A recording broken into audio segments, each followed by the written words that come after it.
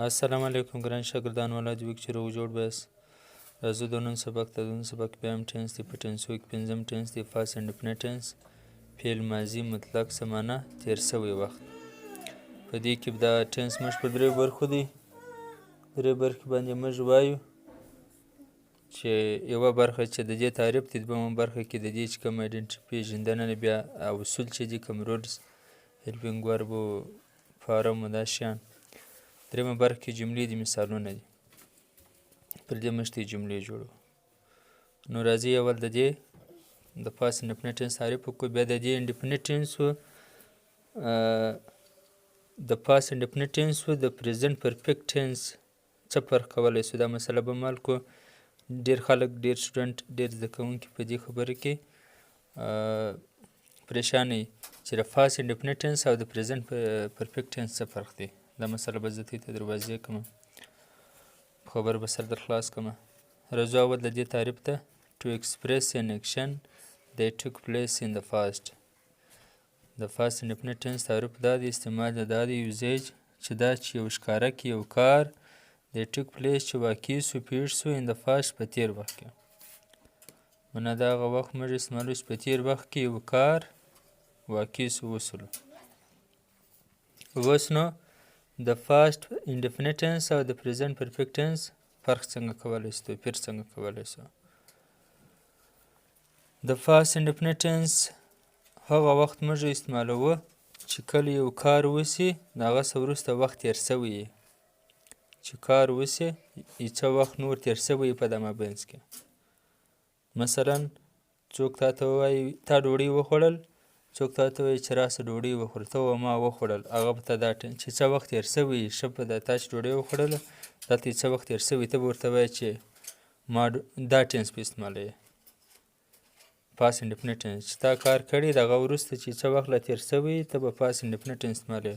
خو پریزنټ پرفیکټ ټینس هغه وخت استعمالیږي چې تا کار کړی د هغه څه وروسته بیا څه وخت نه تیر سوی، په د مابینځ کې نور زمانه نه تیره سوې.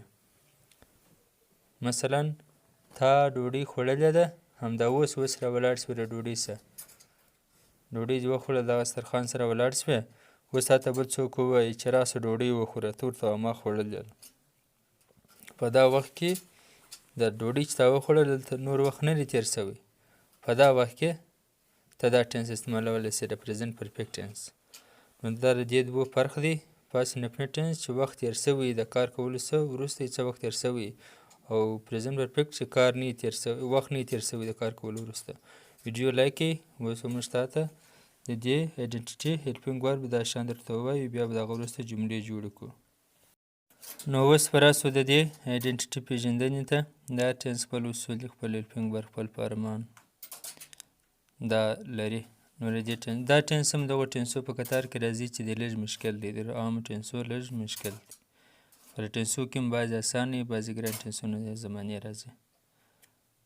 نو راځو هیلپینګ ورب ته. د دې هیلپینګ ورب ډېر دی، یو دانه دی.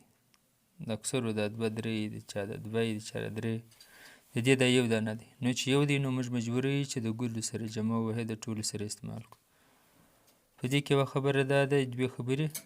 یوه خبره په دې کې ناوله ده، د نورو ټینسو کې هغه خبره نشته. بله دا ده چې یو خوی د دې ټینس ته د پاست انډیفینټ ټینس سره ورته دي. دا به دواړې زه درته ووایم دا خبرې. نو په دې کې یوه نوې خبره دا ده چې ورب دا ټینس خپل فارم استعمالي د ورب اول دوم دریم. په دې کې دوه فارم استعمالیږي.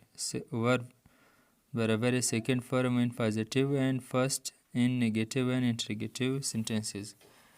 په ساده کې سیکنډ فارم استعمالیږي، خو په اول کې نیګیټیو، خو په نیګیټیو منفي و سوالیه کې اول فارم استعمالیږي. یعنې په دې کې دوه فارمه، دوه حالت استعمالیږي د ورب ده. په ساده جمله کې سیکنډ فارم، په سوالیه و منفي کې اول فارم استعمالیږي. دا خبره شوله. بل په دې کې د پاست انډیفینټ او د پریزنټ انډیفینټ ټینس دا خویا سره یوه ده چې په دې کې هم په ساده کې هیلپینګ ورب نه استعمالیږي، په پریزنټ کې هم په ساده جمله کې هیلپینګ ورب نه استعمالیږي. ویډیو لایک کړئ، کمنټ وکړئ، پوښتنه وکړئ. اوس به موږ جملې درته وایو، ښه به سر په خلاص کړو. نو اوس به راسو جملو ته.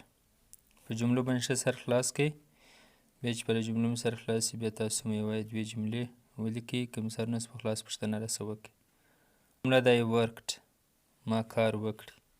په دې کې ساده جمله ده هیلپینګ ورب نه دی کې استعمال شوی. موږ دی نسو ویلی چې I did work.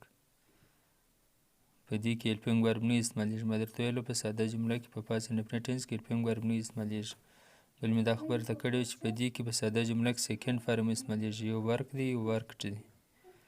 ورکډ سیکنډ فارم دی. نو د دې سوالیه جوړو. سوالیه چې موږ د ساده سو جوړو عموما موږ دا خبره چې هیلپینګ ورب باره اول ولیکو هغه وروسته بیا فاعل او سبجکټ ولیکو. اوس دلته اول لپاره موږ ډیډ راوړی. ډیډ هیلپینګ ورب دی. ډیډ یو ورک آیا تا کار وکړئ.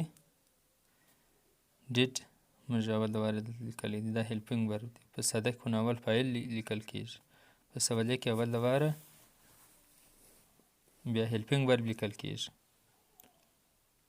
دا رقم you did not work تا کار نه وکړئ. نو په دې کې دا خبره واضح شوله. موږ په پوه سو چې په ساده کې هیلپینګ ورب نه استعمالیږي سیکنډ فارم استعمالیږي. په سوالیه منفي کې هیلپینګ ورب استعمالیږي او اول فارم استعمالیږي. نو اوس په راسو د نورو درو جملو it rained yesterday پرون باران وسولو. وینه past indefinite tense هغه وخت استعمالیږي چې یو کار سوی بیا یې څه وخت تېر سوی. yesterday پرون نو څه وخت لري تېر سوی دی. did it rain yesterday پرون باران وسولو. it did not rain yesterday پرون باران نه وسولو. نو په دې کې دا خبرې بیا موږ دا کې it rained yesterday په دې کې سیکنډ فارم استعمال شوی. rain rained او هیلپینګ ورب نه دی کې استعمال شوی. مننه دا و د نن سبق. الله حافظ تر بلې ویډیو پورې ښې چارې.